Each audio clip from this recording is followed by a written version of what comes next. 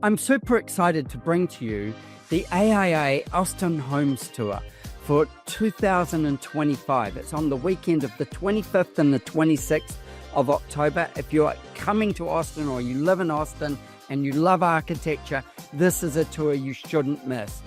Now, if you want to listen to this series on the podcast or watch it on YouTube, please do, and understand that I have each of the architects presenting the homes that they have on the tour this year. So there's 10 architects, plus I have Rob Gomez and Ingrid Spencer, who are also commenting on these homes. Now, Rob has photographed every one of them, and Ingrid is the director of the AIA Austin.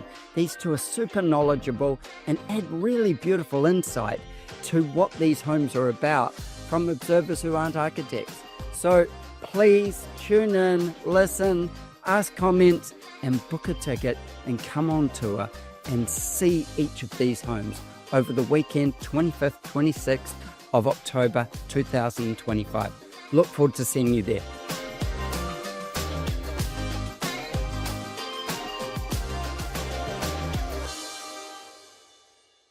I'm so excited to bring you Mell Lawrence telling us about Sugar Creek Residence. Now, Sugar Creek Residence is a sprawling property, a couple of acres, and Mell has like a long history. He spent a lot of his life actually being in touch with this property as an architect. There is so many stories that we could tell you about it. We're going to tell you one or some of the highlights of this property. It's the most fascinating place. Mell, I can't really say too much more about it. We will show a site plan. We will show some photos. So if you're not on YouTube, you're really going to want to be on YouTube to see this. Mell, welcome, and thanks so much for making time to share this with us. Yeah, thank you. Mell, can you tell me, like you do have a long history with this property, but you're a renowned architect for the work you do. You bring a lot to architecture. With that, can you tell us just how did you get started? And then we'll work out how we bumped into this property. But, at some point you were this little kid that was running around causing trouble, and next thing you were an architect causing trouble and building the beautiful homes. Yeah, well, I grew up, told the story enough to know that I think it's all right. But I grew up, my father was an architect, and my mother they had met in the fine arts department at University of Texas. Because back then in architecture school, you went to the art school to do your drawing and your illustrating and things like that, to learn those classes, take those classes and learn about them. And so growing up in that environment, they were very much plugged into the arts world, and we watched a lot of PBS and a lot of programming that I just thought was normal. And but more than that, it was just traveling around in the car with them or being anywhere outside of where we were used to being. The comments they would make, the things they would talk about, that at the time I just thought was normal parent talk.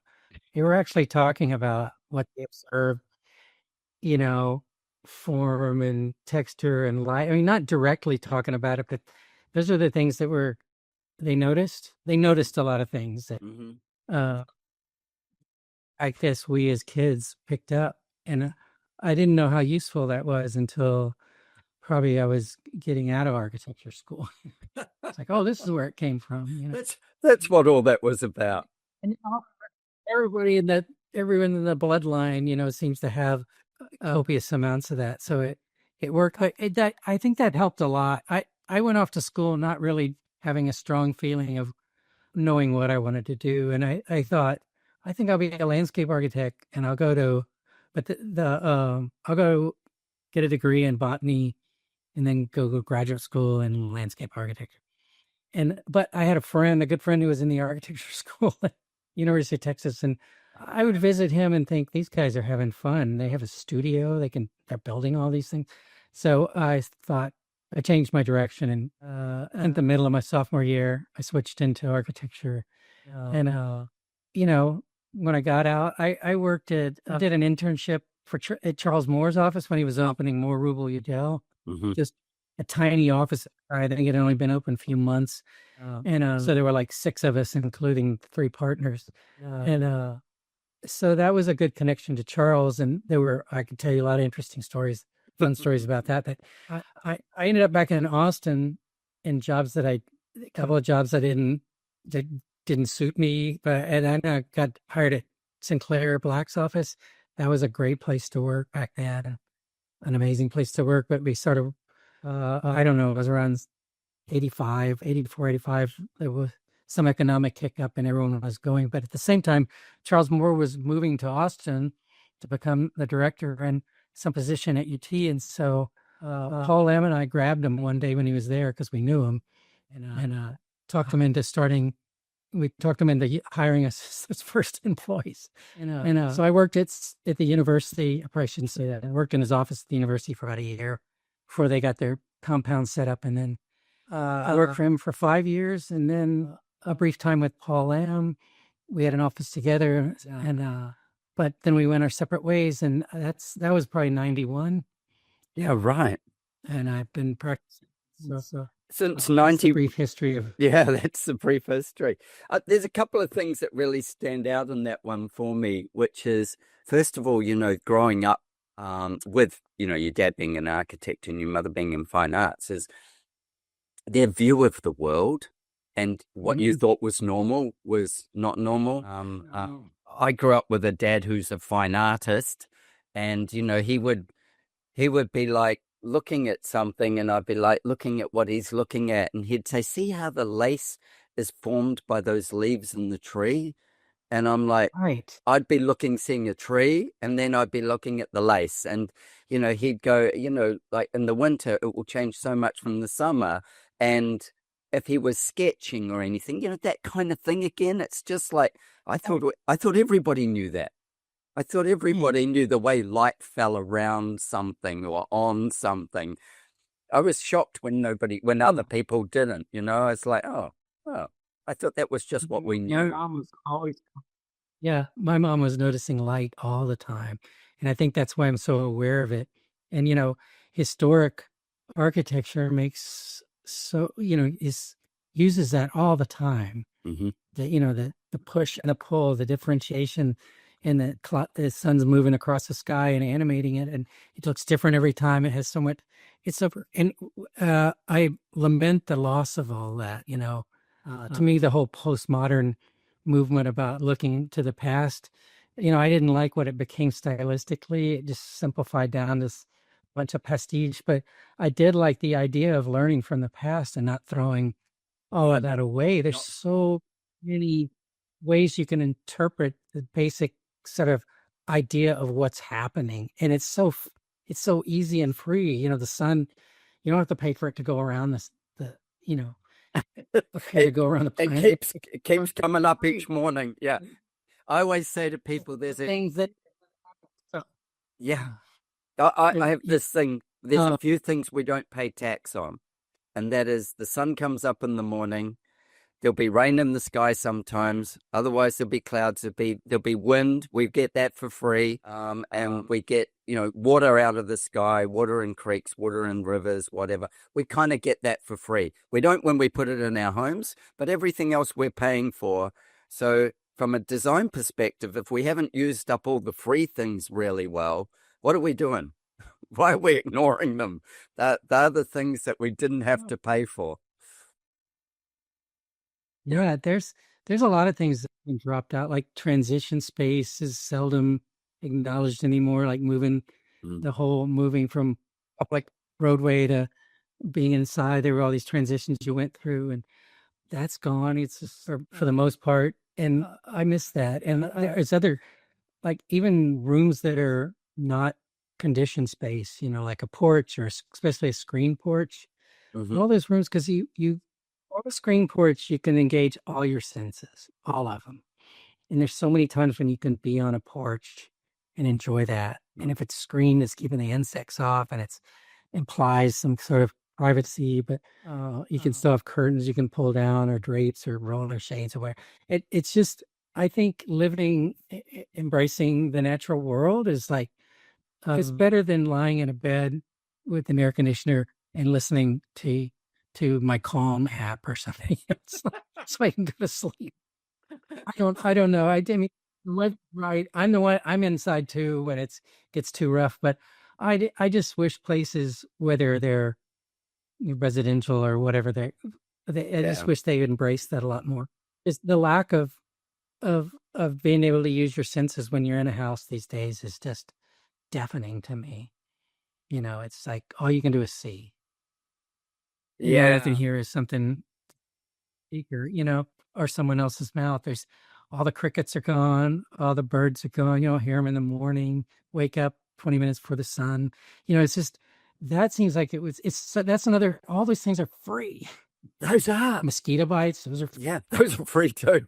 But those things, those are what our ability to emotionalize them and our ability to live with them and bring them around us is what connects us to the planet as humans. So that sort of like, and then the ability to be moving, I want to say slow enough that we get to engage them. Like the screen porch, it's a place that you dwell in. It's a place that you take time in, and you get to feel that breeze. You get to hear those crickets. You get to get the mosquito bite, whatever it is. But it's a place, and it's still shelter, but you're connected. It's like, I love that part. You can furnish. It's a hard sell though these days. It's a really hard sell. People would rather have a bigger butler's pantry and no butler. Yeah. It's yes. I think it is a preference.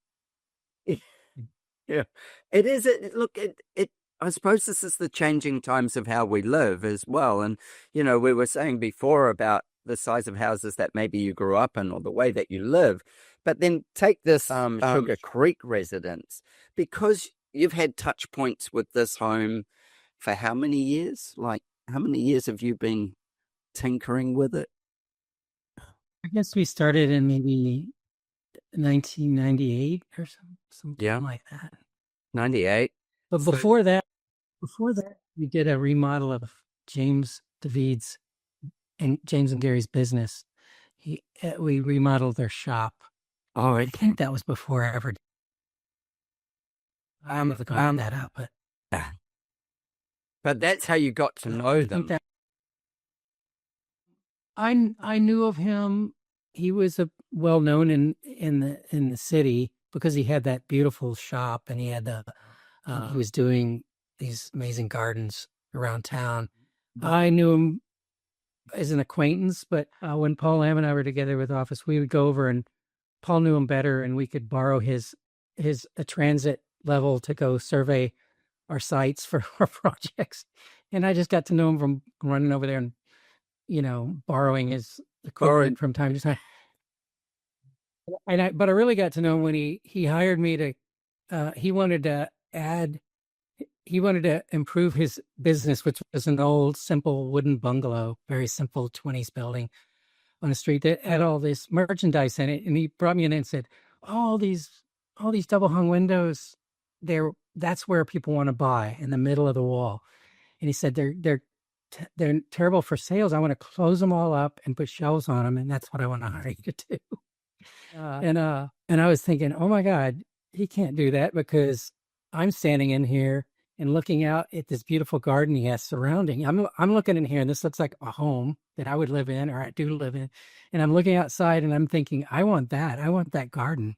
So if you close that off, it's not the same being outside looking at it. From inside, that something that looks like a home and is relatable, and looking out to see this beautiful landscape, I was like, you can't shut that off. And so I was brave enough for some reason to go back and risk losing the job by telling him, no, I'm not going to do that. It's like, and told him why. And he goes, well, what do we do? And I said, well, okay, we'll figure it out. And we did. And I don't know, that was a fun project. All those projects with him were fun because for some reason he liked what I was doing, but it scared him. Like I could always tell when he was really uncomfortable, like it pushed him. Like he was like, oh, I don't know if I want to do that. I can't. Let me think about it. And then other times he would love it and stuff. But he ended up going for it a number of times, and then he seemed to be happy with it all the time. He kept hiring me again and again. So um, they were really fun to work with. Again, he had such a great eye. He was like he had lots of great suggestions about things that were just like spot on that I would have never noticed and I learned from.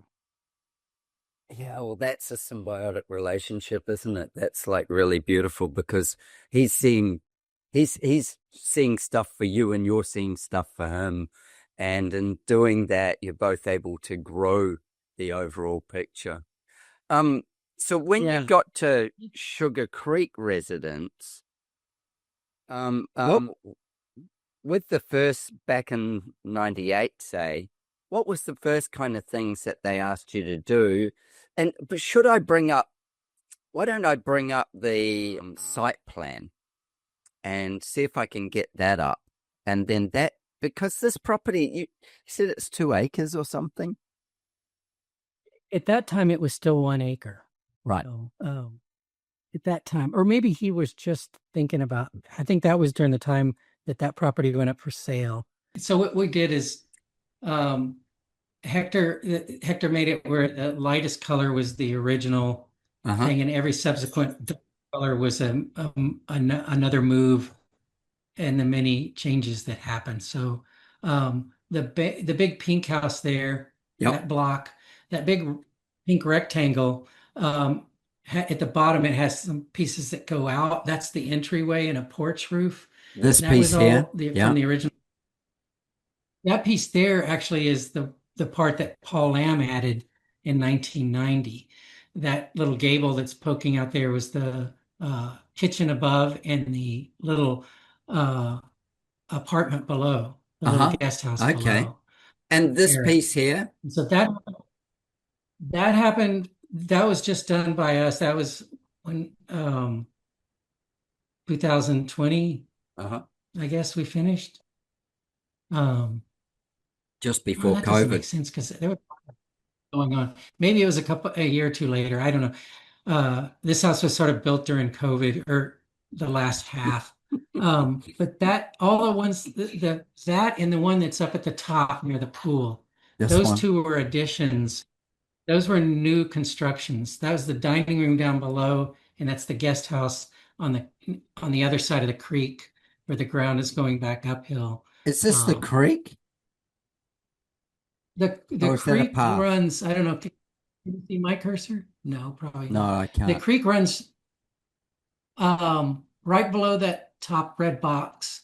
You see a part that's more dense, looks like a zipper pattern or something that it runs from Oh, left to right. yes, through here.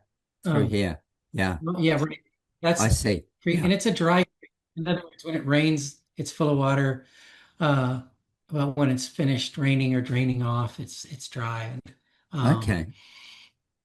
but So, there's a lot of difference between that creek and the house up at the top. yeah, right. Okay. So if you were coming here on the tour, somewhere we're going to arrive, I'm Right there. imagining over here somewhere at Right this, out on the street.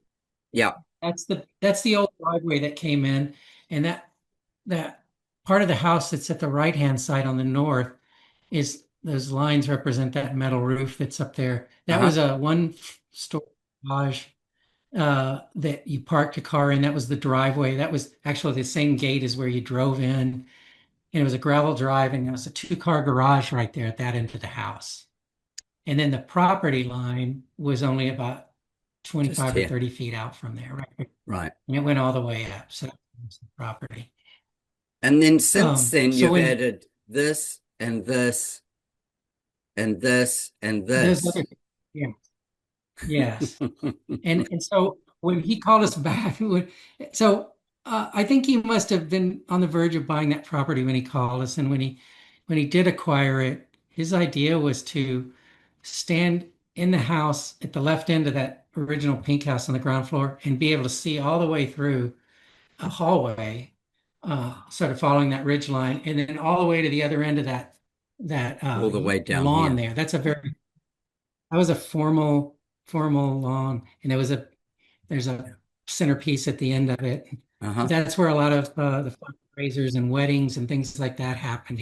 They shared their space all the time for causes and for people having events. And then that little slender vertical box This was one? later when he said, yeah, he said, I'm thinking about wanting to build a studio out here as like a folly in this new garden land that I've acquired, but I want to set up an axis that runs left to right. And I want you to come up with some building there to create that, and but it has to have a center that you walk through. And so we designed that, and one of the neighbors built it, constructed it. It's from what I remember, and that was fun. And then maybe 3 years later, he was ready to do the studio, Which which is is that this one? five-sided building. Oh, this one. No, Yep. it's the Yep. Yep. yeah, that one. It's right where the land is falling down steeply. So the bottom side of that is sort of at grade, maybe 4 feet up above grade, and the backside is probably, I don't know, 12 or 13 feet and falling on the other side. But the driveway came in, you can see it's that dark gray, Yes. swoopy Yeah. This shape. piece. And you have a park in that garage below. But Right. they ended up using that studio. What's that? I said, right. I'm going, oh, I'm trying to get my head around, like obviously the Oh, topography. For people watching on YouTube, this topography, you can see all the lines here running down, how steeply this just disappears off over it's the edge great. here. Yeah. Um, but And yeah, the like way you he put the go, it's sorry. it's a remarkable walk around. Yeah, I think the most amazing thing about this project on the homes tour is that the project should really be seen as the entire 2 acres. And his James's 35 years of creating multiple gardens or forest areas, or there was a big chicken house there for a while. They kept all these wild, rare seeming chickens that were beautiful. They were, you can wander this place forever and up and down the hills and across the bridges. And there's several ponds that have this carp in them and different aquatic plants. And um, And it's really an amazing place. I it's much more than just a house, you know. yeah, It's and I was it's an environment. it's like a home school. It's a home. It's an environment. Yeah. And I think the funnest thing about this is the whole thing. Um, Oh, and I feel lucky that I got to be involved in since, from 1998 to now, to yeah. lately. It's like a long period of just doing incremental changes. And, James Coop designed a beautiful house to begin with. Paul Lamb did a beautiful addition to it.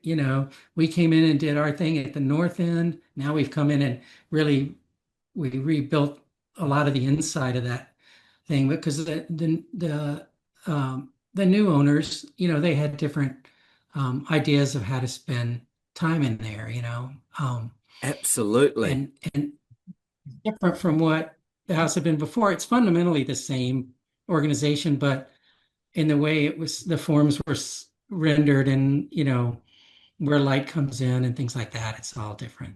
I And think materiality, it's different. isn't that part of the magic of the house in the sense that it's so diverse, like it's got so much going on.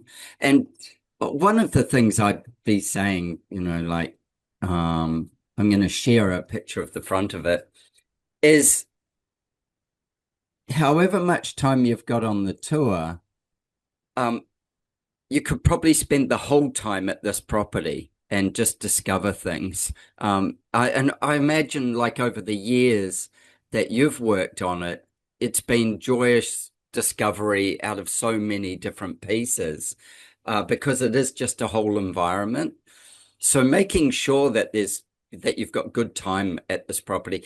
Now, if you had a favorite time to visit this, would it be morning or afternoon or midday? Like, what would be what if you went, if I just had one time that I could go and it was going to be for an hour or two, when would I go? What would you choose?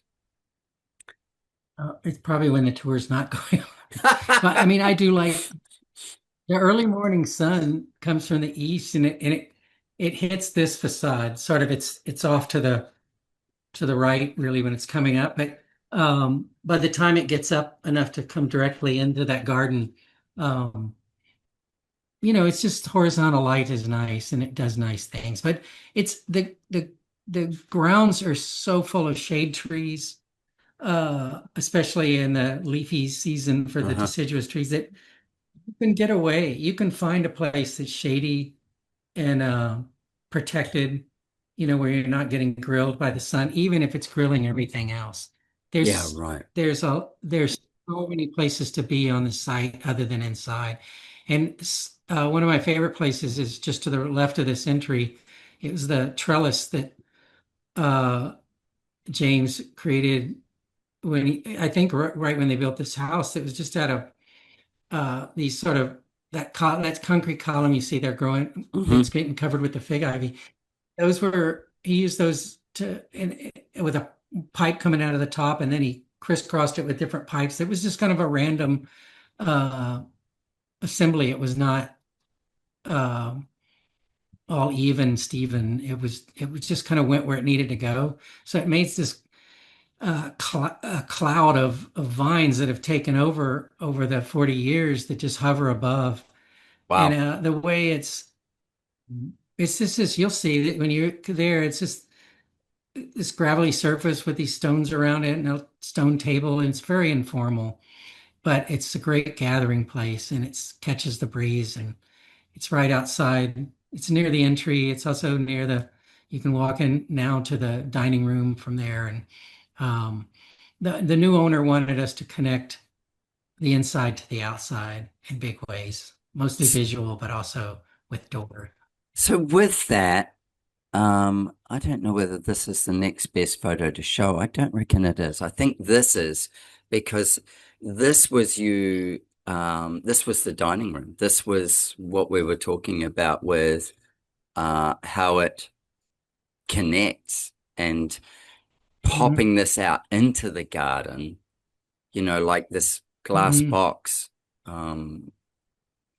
And you're fully embraced in the garden. But from this picture also, you can start to see that how quickly you're in the canopy of the trees as well. Like you can see that the land's dropping away, that you're getting so surrounded by nature. Um, yeah, it's something really Yeah. special, isn't it?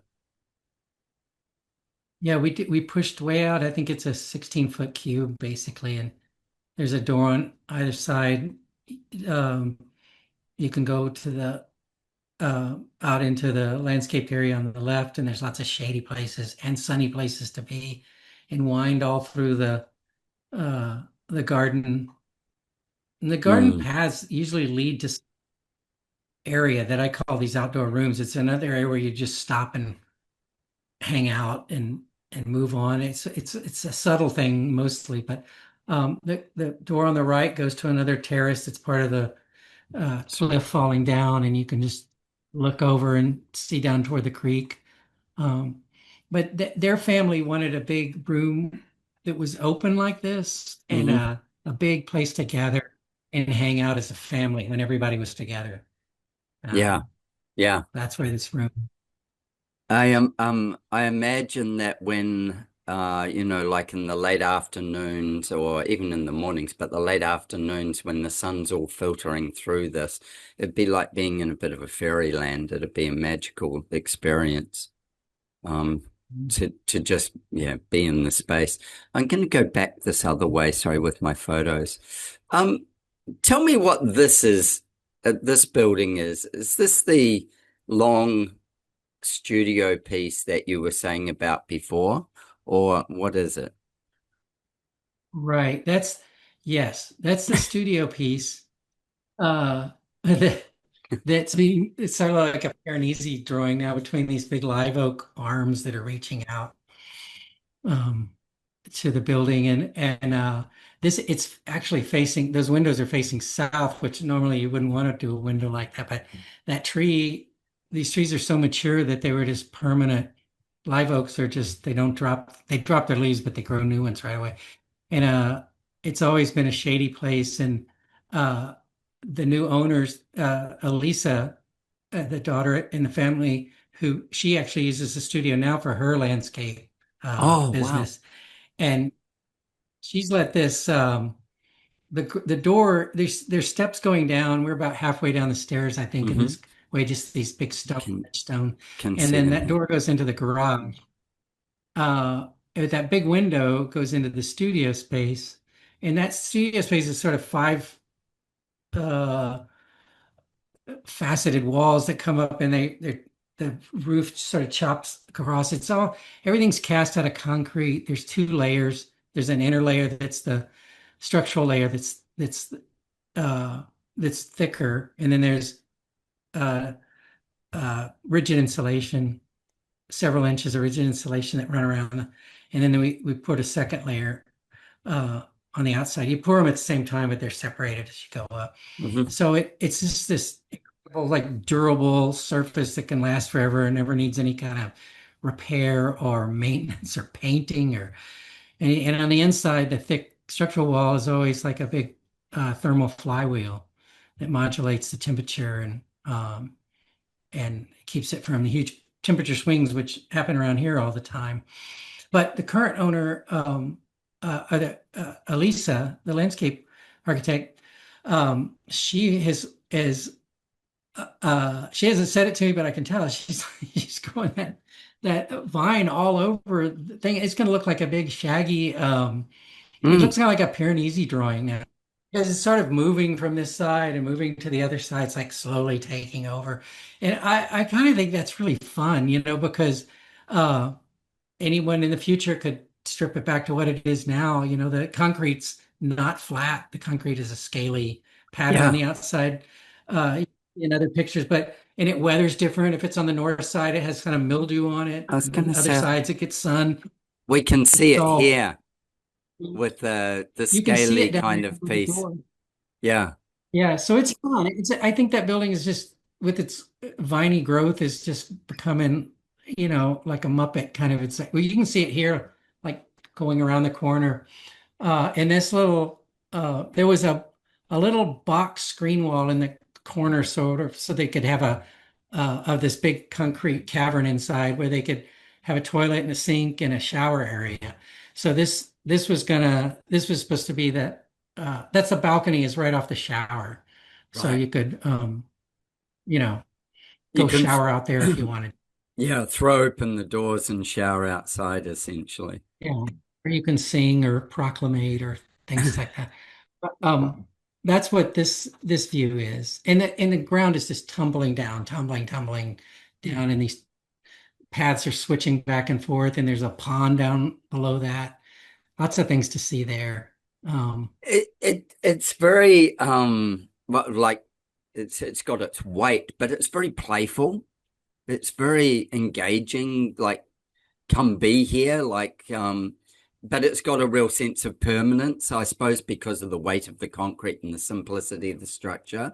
But then the way it's getting morphed into the garden with that shagginess is just a magical kind of piece to it as well. Like it just, yeah, like as I said to Mel before we started, so Mel, give me a couple of points that we can look at and where we could view the property from. And he's like, that's not really that possible. There is so many things to see and so many pieces to explore. So we're just touching some highlights here of pieces. Obviously, that dining room area, and getting these into this and into these spots in here. Um, I think I've Yeah, probably jumped. This is actually the other building down that's in the towards the pool, isn't it? yeah, this is the guest house down by the pool. So I'm gonna Um, do where something very different here. simple box. Um, I'm gonna we go, if I can, I'm gonna see if I can go there. That's gonna give you a sense of where I just was. So this is this like jewel box down by the pool. Um, I'll let you go for it, Mel. Yeah, this was our we were trying to create simple, sort of not as high, lower, more intimate space inside, but with the same concrete. And the roof actually, the top of the roof slopes toward us. And there's a big 5 by 5 uh, galvanized angle that's embedded in the concrete and picks up all the rainfall, and it runs it out about 13 feet out and then drops it into the creek. But other than that, it's just fairly smooth concrete in a certain pattern of plywood that we had. And going up and in the back corner, the one at the left up at the top, the walls continue up through the concrete where there's just a cutout there. And that was to let light in all the time at that corner up high. So that spot was available for the sun all day long. And the sun's emphasis in there can just change the lighting, but it bounces off that wall that's at the back of the cavern. There you see the concrete going up to the glass. And Yeah. that thing was, we rare, we made it out of galvanized steel and embedded this crazy frame into the concrete and just dropped glass in, and hadn't leaked, so far. But I hope it doesn't leak.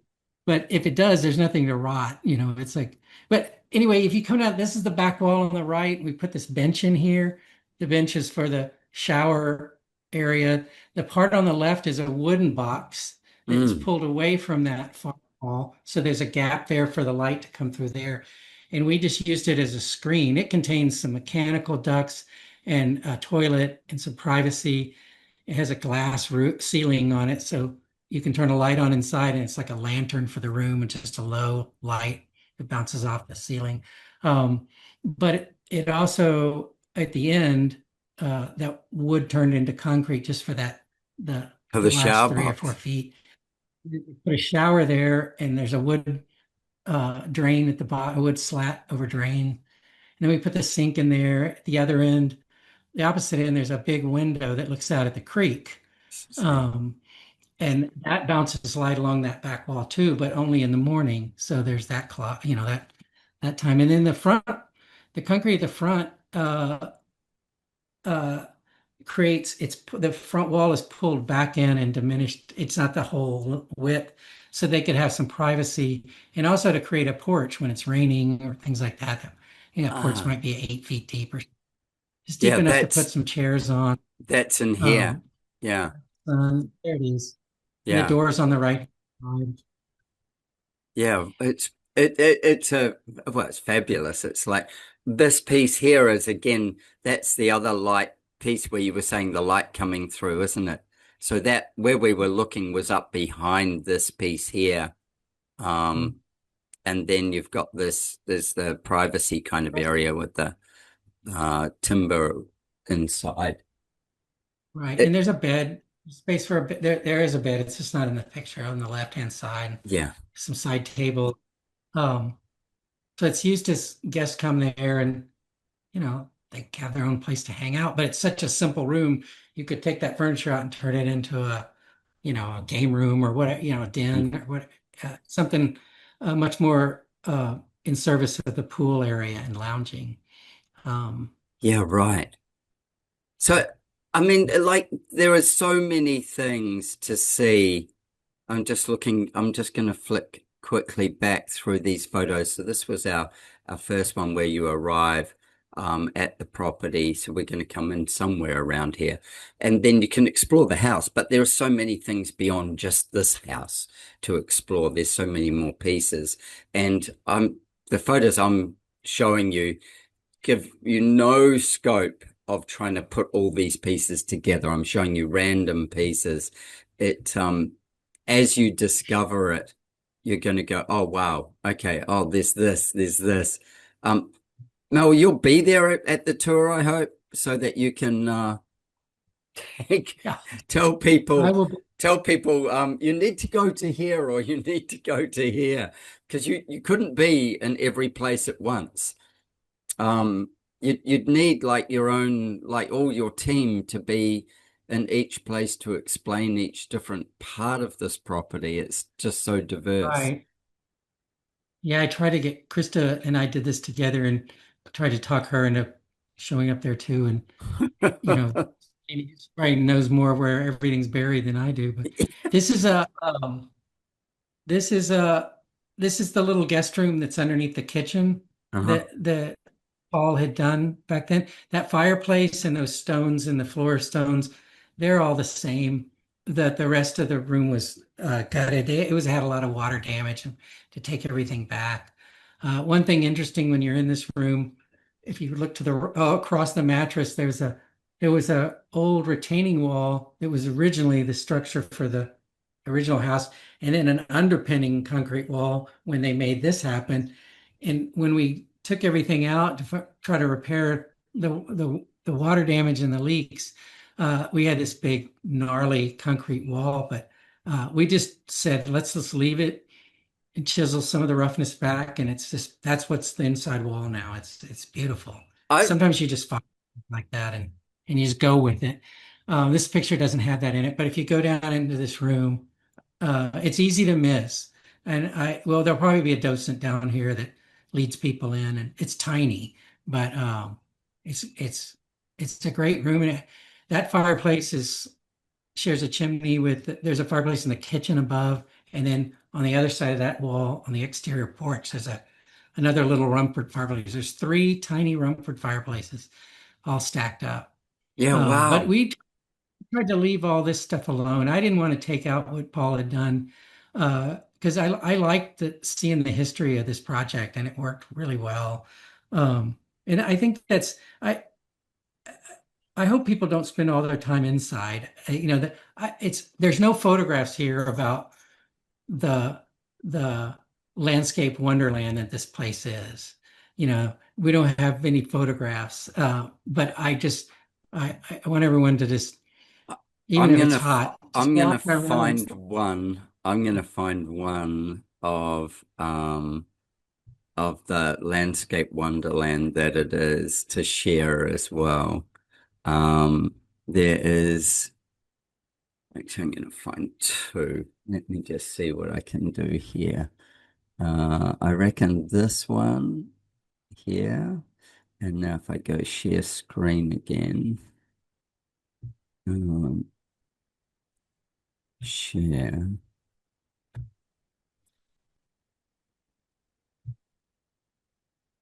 I think Stop. it'll also be nice seeing a lot of people there at the same time.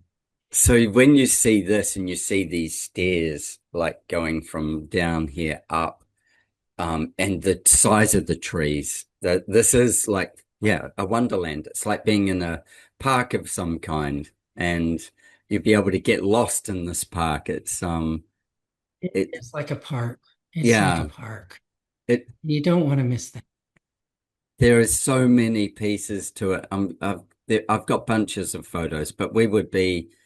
There's another great example of just the house nestled into this parkland that's been, cleverly curated. There was actually there's the formal, there's the informal, there's the sort of the brutalist. This is that walkthrough that Mel was talking about when we were on Tool the site plan. Yeah, to create that access. That's actually on the other side of that tool shed is the sidewalk that goes out to take you out to the studio Yeah. space. So there's And the there's sidewalk's elevated. there's so many playful pieces here. And what a treat to have worked on it for so many years off and on. So lucky. I feel incredibly. And when the property went up for sale, I was thinking, I'm really gonna miss coming over here. And the people that bought it just said, let's, yeah, like give us a call, and it's been great. They were lovely to work with. The They, contractor was a lot of work. Everything was great, and now I get to go hang out over there anytime yeah. I can call at least. I just want to come over and take some pictures or eat a sandwich or something. It's like a park. It's like a park. Yeah.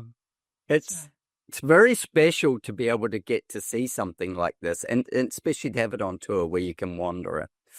Mel, Yeah. thank you so much for sharing it. Absolutely fabulous. Can't wait to be there on tour and immerse myself in it. I want to be able to wander over there with a sandwich, a bit like you know, a meatball sub or something, and just hang out in the gardens. But also that connection between the house and the gardens that you've created, that dining room, you know, the way it's part of the garden, um, just brings a whole nother level of that playfulness of nature and shelter at the same time, which you obviously love, and your clients obviously get to love. Yeah. And there's a lot of children there now. Like Elisa has three young children, and coming over there, it's really fun to see them running around. And, it never was kind of seemed much more like an adult place because James and Gary, they didn't Yeah, have young children. So it's got this other new life like that too. That's fun to that's see. that's really special, really special. Well, Mel, we'll look forward to seeing you there. Okay. Thanks for your time. Thank you. So I hope you've really enjoyed that. And if you'd like to stick around for about another 5 or 10 minutes, you can hear what Rob Gomez, the photographer who took the photos of all these homes, has to say about this particular home. And he's joined by Ingrid Spencer, the director of the AIA Austin, and their comments are really fascinating how they viewed these homes, much like the public would. Anyway, hope you've enjoyed. Take care. Sugar Creek, I love that name. I love all those Yeah, those that's the descriptive names that are very Texas to me. You know, I mean, we have them here, but they don't, they don't seem marvelous to me here because I'm used to them. You know how it is. That stuff that oh you for get used to. sure. The I know. the mystery's gone. Yeah. Yeah, we have some funny names of streets, but Adrian, this house to me, this house is the showstopper on the tour. Like Right. this house is an unbelievable piece of like joyful luck that it's even on this tour because it's a remarkable house. It was actually built in 1979. Oh, right. The original structure was designed by an architect whose name was Robert James Coote. Mm-hmm. And then it had an addition by architect Paul Lamb, Mm-hmm. who's kind of famous architect in Austin. That was 1988, where they added a farmhouse style kitchen, which is a remarkable farmhouse style kitchen, and an outdoor dining area and a guest suite on the lower level. And So it was then a Mel big, Lawrence. that was a big reno at that time. Oh, yeah, That was reno and multiple renos addition. on this Yeah. house. And then Mel Lawrence came and expanded the primary bedroom and the second floor porch and the first floor bedroom suite in 2003. So he came in as the third architect to change this house and then came back again to do more. Fern Santini did interior design on this house, but it's like a hodgepodge of different things, and they're all fabulous. They are all amazing. It's starting The to sound, person who, oh, sorry, I was going to say, it's starting to sound like the White House, you know? Every X number of years, somebody gets a crack at doing something in there. oh Um, gosh, but you've got this this is pet, so far from the White House, right? I It's know, like, but this is magical. the pedigree of the people who have worked on it and created it is just, Exactly. it's Yes. unbelievable, you know? It's like, Yes. yeah, It's like Picasso and yeah, Dali and exactly. Thoreau and yeah, And Mel all getting Lawrence. together and work Yeah. and Mel Lawrence. Yeah. Yeah, it's remarkable. And the current owner is a landscape architect. So, and the past owner was a landscape architect. So, Oh, wow. um, name was David. Yeah, David. It was right. David P's design. There were landscape architects. They Mm. are landscape architects. And so the landscape in this house, around this house, it is a magical fairyland of joy. That's all I can say. I think you need to give yourself at least 2 hours to see this house. Like, don't do it when you're really hungry and you only have 15 minutes because you're going to need time. This I is could go on, but Rob, you tell us. well, one of the points about Also, that, it's compounds, yeah, right. multiple like, buildings on the property. Yeah, wow. I think, as you said, the landscape's probably equally as important as the house at this point. And then you've also Absolutely got to incredible. absorb the, Ferntantini's interiors in it as well. I mean, you're kind of mixing pedigrees and rock stars and all these amazing different people that are all so design-led into this Absolutely. home. So Yeah. it's kind of boundary to boundary, It's like the whole thing's a feast. It's a feast. That is the best word I can't to wait. describe it. It's so cool. But Rob, I'm so curious to hear what Rob experienced yeah, photographing, and that must have been kind of difficult to photograph it. Yes. Yeah, absolutely. Uh, I mean, in the best way. So this again, this I'll try to be brief because it was the only one where I picked 4 photos, just because it was hard to kind of narrow down to 3. But yeah, this was, I guess, difficult in the best way in terms of just, I kept telling Mel that I just felt like a kid in Disneyland, sort of like overstimulated everywhere I looked. Yeah. Uh, there was something I, wanted to shoot, in the sense of it wasn't, not in a bad way or anything, but as straightforward as like some of the other houses. It's here's the house, we're going in, we're shooting it. Whereas this was such it's on a 2-acre lot, so surrounded by the landscape design everywhere, and there's, as Ingrid was saying, different structures. So this photo here is a little bit one of the older ones. It's the concrete studio that Mel did, I think, more a few years was back, it maybe even like a decade 203? ago. Yes, yeah, probably. But even this, he was telling me that when he built this originally and had it photographed, it was all bare concrete. And so with the passing of hands, with the new owner, that is also a landscape architect, I think she did this, like, put all these vines and all these leaves around it to kind of put it more in nature.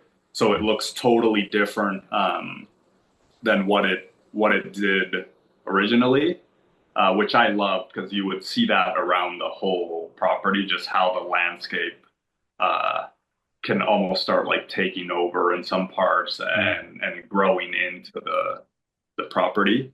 Um, but then, so the next image, this again was just sort of to show the, like Ingrid said, like magical feeling almost that I had, walking through this property. They had everywhere you looked, there was something compelling, something that drew you in. Uh, like, this was just don't even know what it is. It's a little shed, I think, where they keep, some of their gardening tools or something like that. They have this little birdhouse next to it, but surrounded by it, obviously, is all this beautiful landscape and everything. Um, and yeah, I just thought this picture kind of showed a little glimpse of what else you could kind of expect touring this home. I love it. I love the fact that we've got the shape of the pleached bushes that you, as you're heading in there, or the formed bushes, and they're actually kind of echoing the shape of the building behind, and they're just randomly taking you on a journey, kind of, yeah.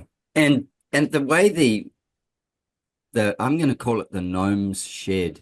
You know, it's like where you keep your garden Yeah. gnomes.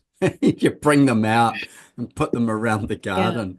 It's yeah, just fabulous, and with the corrugations running sideways on it and stuff. It's unexpected, but it's kind of like simple, you know. Yeah. Yeah. Rob, I love what you said about this feeling like Disneyland, because Mm.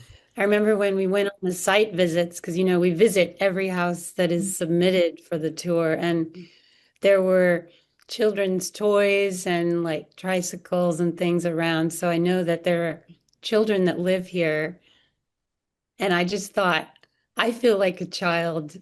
just being there. It's got that Yeah.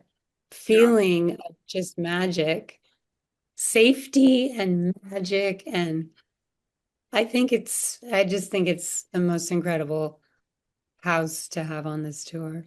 Mm. Mm. And it speaks to the experience of the tour. Like we want to have things like this. The tour is not all about what can I design for myself. It is about that, but it's also about what is the most interesting and aspirational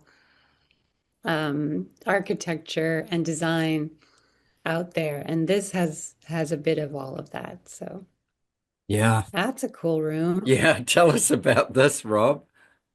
Yeah, so this was I believe so the newest structure that Mel had done on the property. This was like the little pool cabana is what they call it. Hmm. And in the next photo, you'll kind of see it from the exterior to have a little more context. But it's just basically a little guest bedroom ADU that they have down.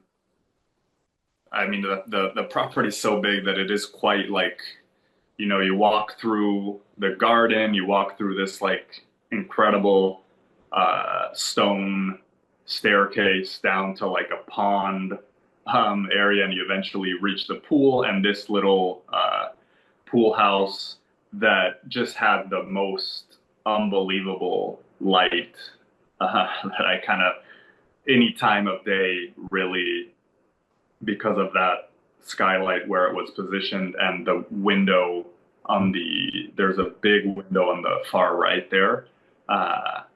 And then I think just the design, like walking into this space felt very unlike stuff that I'm used to seeing. It was very, very new and very,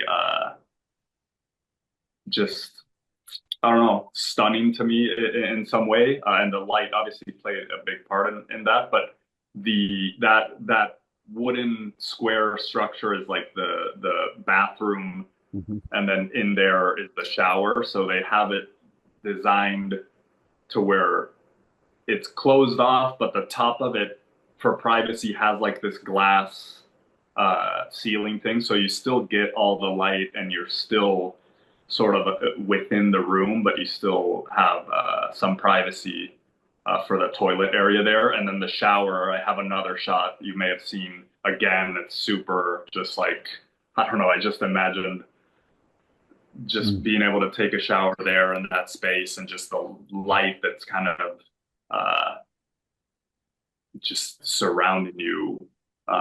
It's just a spectacular little space, really.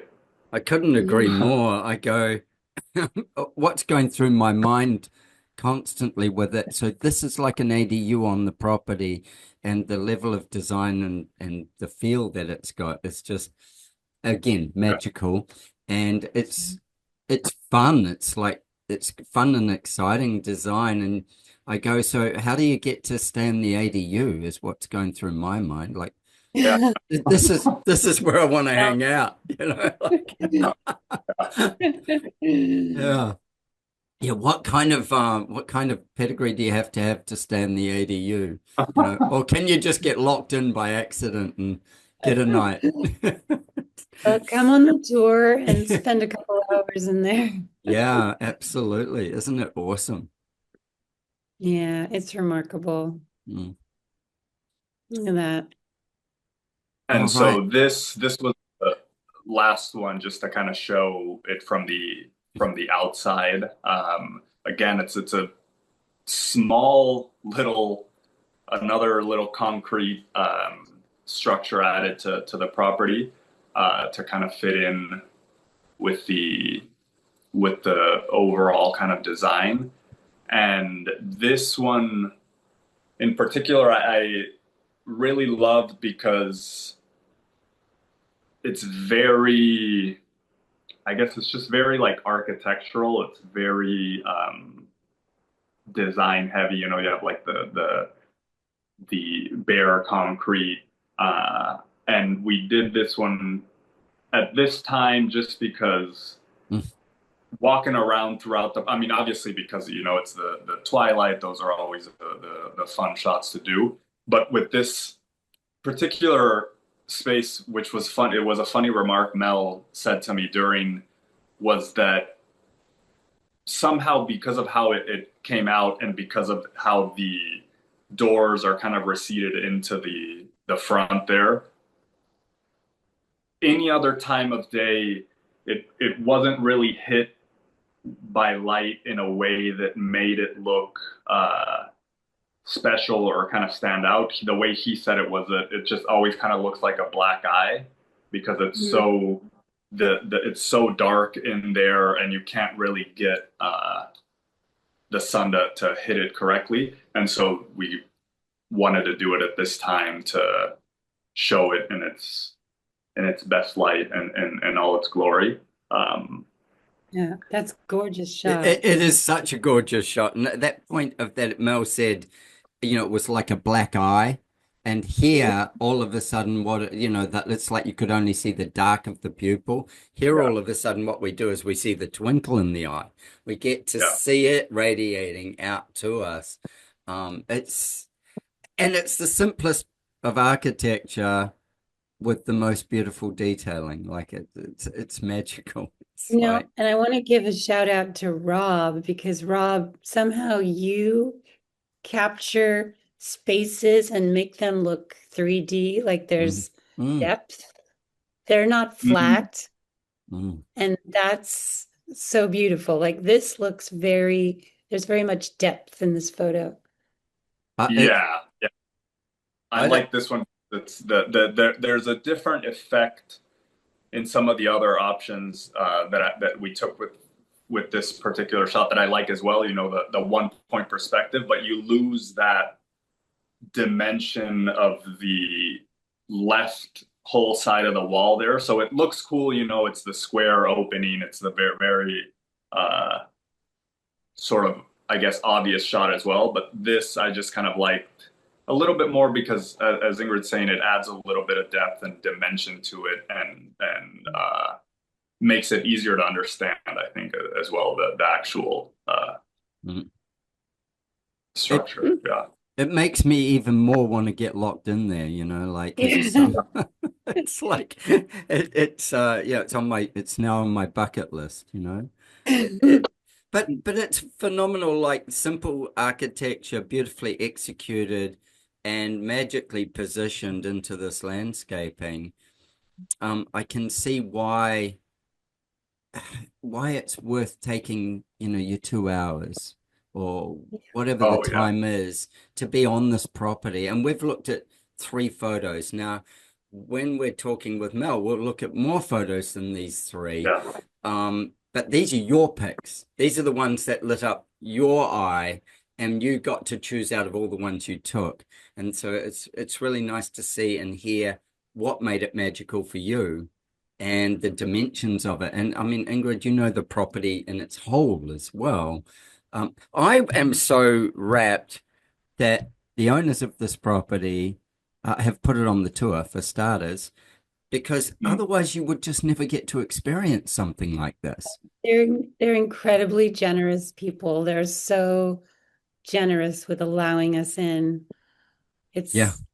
amazing. They really are, yeah. Yeah. Again, I go, thank goodness it's got such pedigree and history and all the rest and the layers of it, because it's a history book in itself. And as you say, very, very, very generous to let us into their home. All the tour people are, but something like this in absolutely. particular is layered up. Yeah. Yeah, this home though is quite remarkable because you can see all the touches from the past architects. Like the new architects came in and did something new and lovely, but they didn't obliterate what was there before. Yeah. They all respect this like lineage. It's an iconic house. Yeah. Yeah. Yeah. It's so cool. So cool. So Sugar Creek residents, and yeah, take it all in, like, as I say, book in your times, but when you're booking in your time in your calendar, make sure you've got extra time here, because you're not going to get to see this in 15 minutes. It's not going to be an ADU that you can make a quick visit to. This is where you can spend some time. Have a chat with Mel if you get the chance, because he's the best. Yeah, if you get to visit the house for the people coming, he's just such an interesting, fun person. Yeah, you'll know it's Mel because there'll be about 1,000 people standing around him. Yeah. I mean, I still get goosebumps when I'm around Mel. I'm such a fangirl. Like and he's so down to earth and just a sweetheart, but I still kind of get all. I love that. I love that. It's good. It's good. It's great. Thank you for tuning into our conversation. I hope it left you both informed and inspired. Don't forget to subscribe wherever you listen. And please don't hesitate to share your design thoughts with me. It's always a joy to hear from you. If you're like me and crave a deeper dive into design thinking, coupled with a love for travel and adventure, consider one of my architectural adventures. Join me and some of my wonderful design friends and embark on a journey of a lifetime. Apply for an unforgettable design experience at adrianramsey.com. With our clients spanning the globe, I firmly believe behind every great project are great people. If you're a great person and seeking to turn your dream into a reality, I'd be honored to design your home with you. Why not join the ranks of our exceptional clients and let's make your heart sing? Reach out to me at studio@ardesignhouse.com. That's studio@ardesignhouse.com, and let's get a conversation going and make your heart sing.